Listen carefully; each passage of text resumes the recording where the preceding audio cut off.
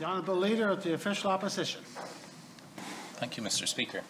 There's been a lot of discussion about what a post-COVID recovery should look like, and I was hoping in the recent speech on the throne that it would provide islanders with what this government's vision is for our economic future. It was, after all, billed as a reset made necessary because of the pandemic.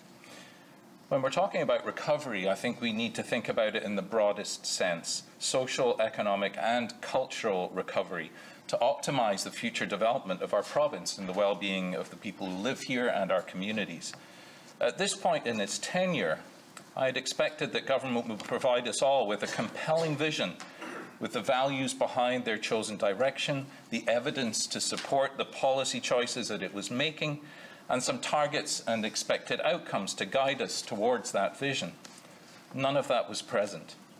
In the absence of those elements which give an administration the solid foundation, the launching pad needed for whatever policy ideas it wants to pursue, I want to ask 3 questions of this government about what they see as our economic future. Number 1, what do we want to be? Number 2, how do we want to live with each other in community? And number 3, what kind of island do we want to leave for our children? The party I represent is constantly asking these questions, and the conversations that we have inform both our work in this House and beyond. The whole world is transitioning to a post-COVID economy, and it's only beginning to come to terms with how disruptive and how transformational this pandemic has been.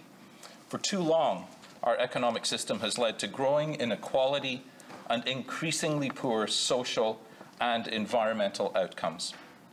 I believe we can build an island economy that supports all individuals and strengthens our communities, one that meets human needs and preserves and protects the natural world.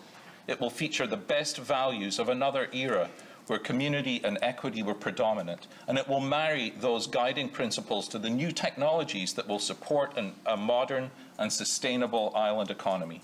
It will be an economy that values quality of life and the strength of human connections and communities above money. That is who I want us to be. That is how I want us to live together. That is how we will preserve and protect the island I want to leave to our children. We need to create an island economy that serves the needs of the people, rather than one where people work to serve the needs of the economy. It's past time for this government, who claims that it's about people, to tell islanders exactly what they mean by that phrase, and to craft a recovery that supports in the truest and deepest sense all of our people and their well-being. Thank you, Mr. Speaker.